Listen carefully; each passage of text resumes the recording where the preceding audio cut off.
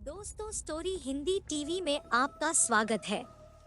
दोस्तों, इस स्टोरी में हम जानेंगे महाराष्ट्र के रमेश की चुड़ैल से हुआ सामना। दोस्तों, अगर आपने इस चैनल को सब्सक्राइब नहीं किया है तो कृपया चैनल को सब्सक्राइब कर लीजिए। तो चलो दोस्तों, सुनते हैं रमेश की जुबानी कैसे हुई रमेश की चुड़ैल से मुलाकात। नमस्ते दोस्तों, मेरा नाम रमेश है। मैं महाराष्ट्र के एक गांव में रहता हूं। मैं अभी इंजीनियरिंग का अभ्यास कर रहा हूं और साथ में मैं एक सोलो बाइक राइडर भी हूं। दोस्तों, मैं अक्सर छुट्टियों के दिन या फिर वीकेंड पे अपने बाइक लेकर लॉन्ग राइड पे चला जाता हूं। दोस्तों, एक दिन मेरे साथ कुछ ऐसी घटना घटी जिसे आज भी सोचता हूं तो मेरे शरीर की रूह तक कांपने लगती है। दोस्तों, आज से 2 साल पहले की बात है। मैं अपनी बाइक लेकर मध्य प्रदेश लॉन्ग राइड पे गया था। रास्ता 3 दिन का था, इसलिए मुझे पहले से ही होटल बुक करनी पड़ती थी। दोस्तों, एक बार रास्ते में मुझे बहुत भूख लगी थी, इसलिए मैंने अपनी बाइक को साइड में पार्क किया और पास में नाश्ते की दुकान पे जाके 3 वड़ा पाव खा लिया। बाद में मैंने अपनी ट्रेवलिंग की शुरुआत कर दी। दोस्तों, कुछ समय बाद अचानक मेरा पेट बिगड़ने लगा। मैं होटल पे जा सकूं इतना समय भी नहीं था, इसलिए मैंने पास में सुलभ शौचालय में पे एंड यूज का उपयोग किया। दोस्तों, वहीं पे मुझे किसी के पायल की आवाज सुनाई दी। मुझे कुछ अजीब सा लगा कि पुरुष के शौचालय में एक औरत का क्या काम। दोस्तों, इसी समय वहां की लाइट चालू बंद होने लगी। दोस्तों, मैं तो डर के मारे कांपने लगा। मेरे शरीर के रोंगटे खड़े हो गए। मैंने जोर से आवाज लगाई, कौन है जो यह मजाक कर रहा है? बाहर निकल के तुझे छोड़ूंगा नहीं। दोस्तों, थोड़ी देर बाद वहां सब ठीक हो गया। मैं जल्दी से बाहर निकलने की कोशिश कर रहा था, लेकिन वॉशरूम का दरवाजा नहीं खुल पा रहा था। मैंने चौकीदार को आवाज लगाई तो उसने आके देखा तो दरवाजा बाहर से खुला था। फिर उसने आवाज लगाई, दरवाजा खुला है, आप थोड़ा धक्का लगाएं। दोस्तों, फिर मैंने धक्का दिया तो दरवाजा खुल गया। मैं पैसा देकर बाहर निकल ही रहा था कि फिर से मेरा पेट खराब होने लगा।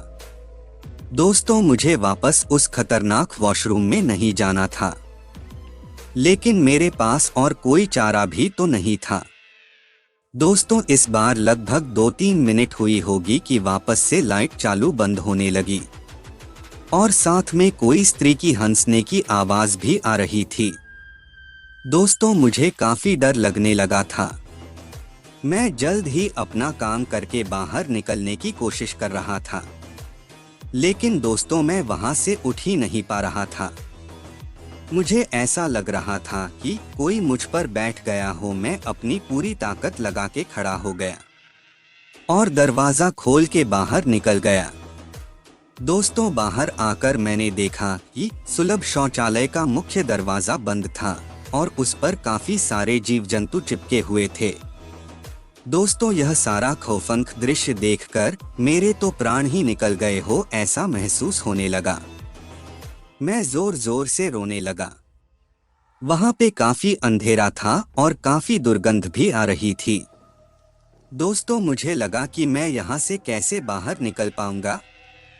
दोस्तों, उसी वक्त मेरे सामने एक बड़ी बड़ी लाल आंखें वाली, लंबे बालों वाली भयानक औरत खड़ी थी।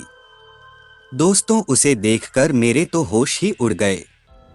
मैं तुरंत ही दरवाजे की ओर दौड़ा, लेकिन घबराहट की वजह से मेरे पैर फिसल गए और मैं नीचे फर्श पे गिर गया। दोस्तों, पायल का आवाज कर रही वो भयानक औरत मेरी तरफ आ रही थी।